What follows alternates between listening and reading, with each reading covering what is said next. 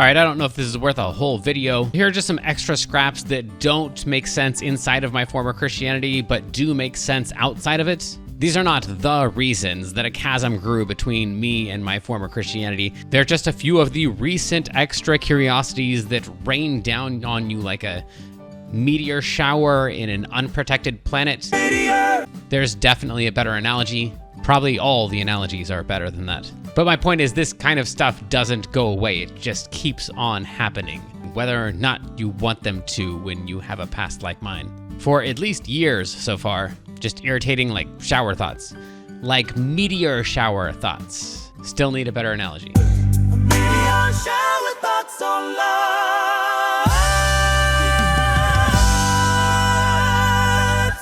For example, Jesus' suffering on the cross was supposed to be incomparable to anybody else's suffering. And yet, if my former community is right, my suffering will be infinitely more than Jesus's eventually, because I'm supposed to be suffering for eternity. And the vast majority of humanity apparently is not going to be making it into heaven. So almost everyone who's ever lived will eventually have suffered infinitely more than Jesus. And then like the follow-up thought is something like, but his suffering was supposed to pay the price for everyone's suffering, like he got the suffering that everyone deserved. And yet it's basically non-existent in comparison to any one person who spends eternity in hell. Somewhere the math on that is wrong. Another one is like surrounding the prayer thing, because obviously like prayer doesn't work to fix or get the things that you pray for. And so then eventually, if you talk about it enough with a minister, then it just kind of folds back in on you. Like prayer is not for what you're praying for. Prayer is for you and your own perspective. It's like to readjust that you're not the one who's in control.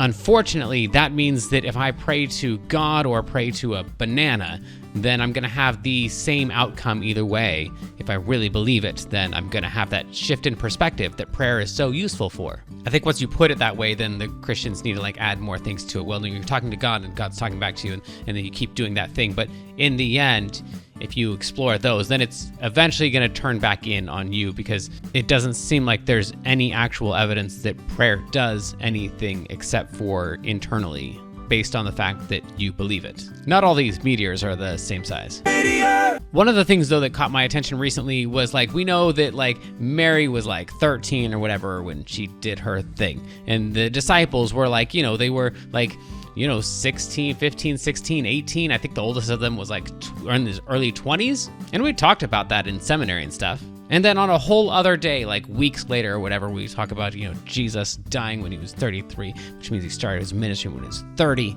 And then I finally put those together. Like this was a 30-year-old man who was leading around teenagers. Of course they believed him. If you're a 30-year-old man and you are able to get 12 teenage boys to believe in what you're saying, it doesn't necessarily prove much about what you're saying. My sincere apologies to you if you're a teenage boy. It's usually conversations with Christians that bring these things to my attention. Even though they're saying what I would have said not that long ago, it just looks different on the other side of the conversation. I was talking with someone online about abortion, and the conversation devolves, as it always does, of course. We started talking about how like we're different because we were put in charge of all of the world to take care of it. In Genesis, God gives man dominion over all of the whole planet, basically. And in the best version of this, I think we're supposed to be the caretakers of the planet. And that's cool, but this person also thought that God directed evolution. So of course, sitting in my seat, it seems weird to me that the planet needs us to be the caretaker of it. Otherwise, it wouldn't be subdued and tamed and run as a beautiful ecosystem, except for the fact that we weren't here for virtually 100% of it. So I'm wondering, like, who passed the torch to us? Did the dinos have a dino Bible that said that God wanted them to subdue it and make sure everything was going good? And if not, this is just a ridiculous joke. It's like God gave the kids in the backseat a fake steering wheel and told them they were driving. I don't know, seems weird to me. Okay, one last little meteor in this crazy shower that just doesn't stop. Meteor shower. 1 Corinthians tells us that love is patient, love is kind, it does not envy, it does not boast, it keeps no record of wrongs, it always protects. I haven't actually quoted it in a long time, but it's a bunch of really good stuff, and it seems to me that God, who is love, violates all of those throughout the Bible.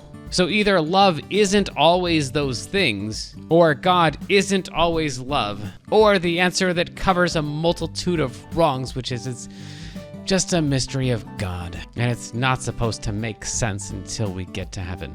But then I wonder why he put it in the book if he knew it was just gonna screw with our heads. And if so, I wish you just would have said that.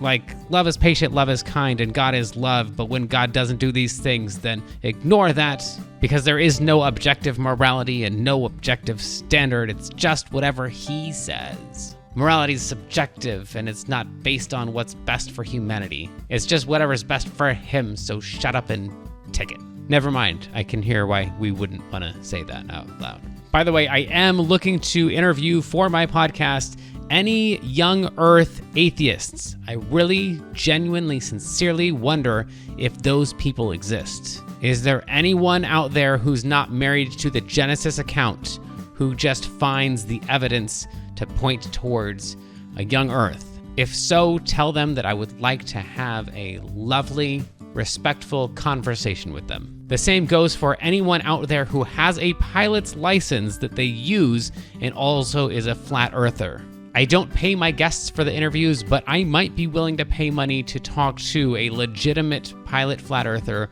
or a young earth atheist. And if the meteor shower is interesting to you, let me know. I can do tons more of these. But I also don't want to come off as like Christian hating, since I am a Christian myself.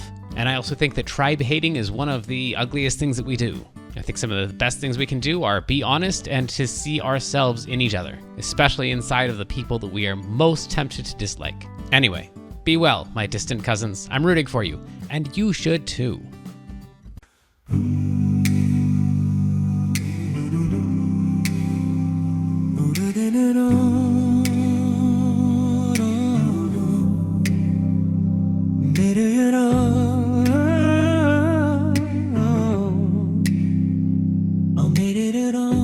Meteor shower thoughts on all. Oh, meteor shower thoughts on all. Meteor shower thoughts.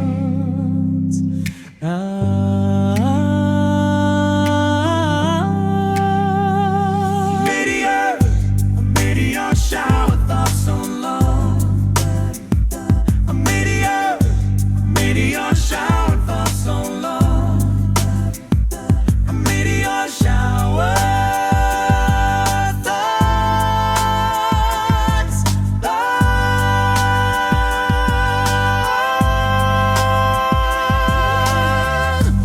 Meteor shower thoughts on love. A meteor shower.